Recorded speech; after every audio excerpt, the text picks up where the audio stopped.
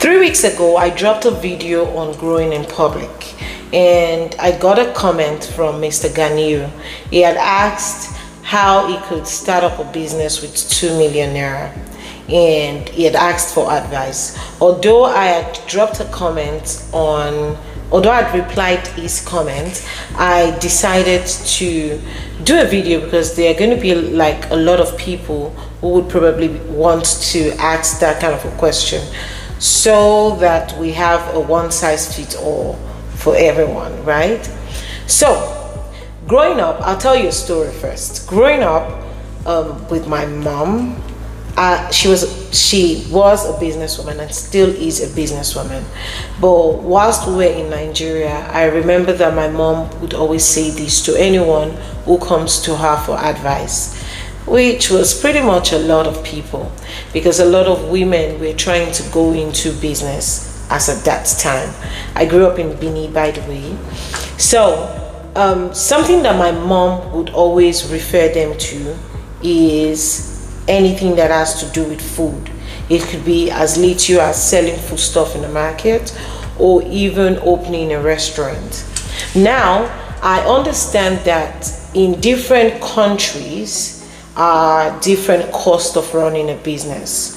So for someone who has a 2 million naira, or who has 2 million naira with them, what kind of business would I advise that person to do at the moment, looking at the word? I remember that my mom always gravitated towards these two businesses, which is anything that has to do with clothing or anything that has to do with food. And with the clothing, there was this kind of maybe not. The maybe not was because a lot of times people can do without wearing clothes, but with food, people cannot do without eating. It could be you starting up a small store in the market and just selling raw food stuff.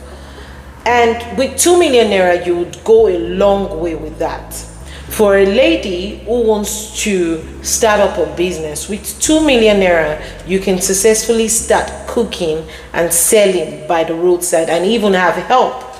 And my mom would usually tell them these businesses. As a child, I used to wonder, why are you not suggesting something else? But as I grew older, I understood the importance of that advice, which is start up something that you know that you can sustain. And here are 3 things that I would like whoever is starting up a business today to put into consideration. I am going to tell you 3 things that you should put into consideration before starting up that business, or whilst thinking of starting up the business.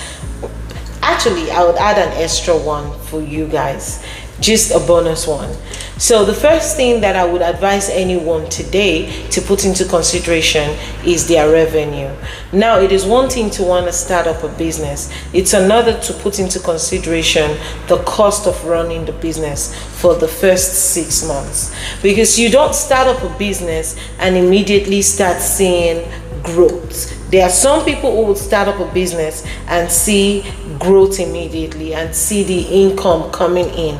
But there are some people, or there are some businesses that you would start. You need to give it 6 to 1 year before you actually start seeing it maturing. So you need to think of how you're going to survive the first 6 months, which is the cost of running the first 6 months. The second thing you should put into consideration is the value of that business that you're going to start to your customers. Now, a business is not a business if it doesn't have anybody patronizing it. A business is as good as dead, or as good as a dead-end dream, if nobody is sorting after it. So if you're starting up a business, bear in mind the value that it's going to give to your customer. Not because you have a passion for the business, you just go on and start it up.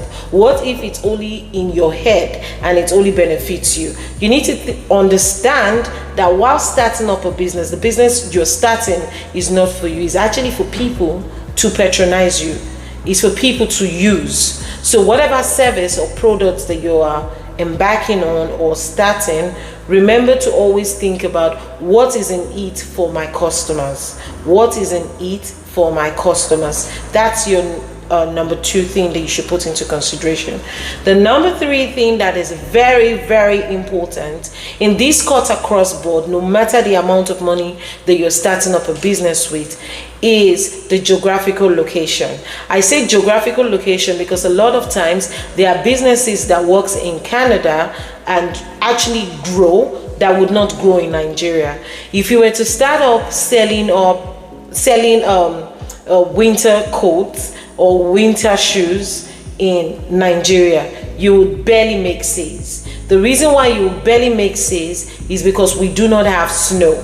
We do not have snowstorms or anything. The only people who would probably patronize you are people who are leaving the country. Same thing if you were to come from Nigeria and you were in Nigeria, you were working or you had a store in the market.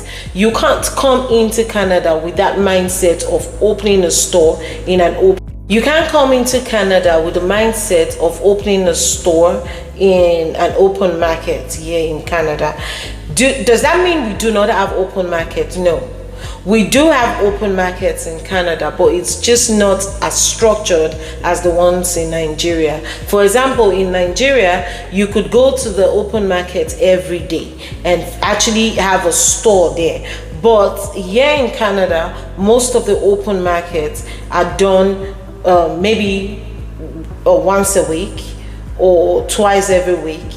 They kind of have a structure for it. So when you're coming or moving your business from one place to another, you should always put that into consideration.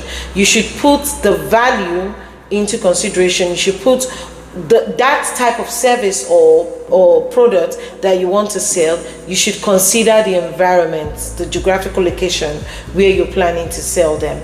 The last one that I'm going to drop is for you to always think of longevity. Longevity is the word. You do not want to start up a business that is just going to work for 1 month. You want to start up a business that would grow. You want to start up a business that people would always sought out for next year, 2 years from now, 3 years from now, because that's the only way you can stay in business and actually grow in business. Thank you for stopping by on our YouTube channel today. Please do like, share, subscribe, invite more business owners, more startup business owners to join the platform. Thank you. See you in our next video. Remember to leave all your comments because we're going through it, and trust me, we're going to answer them.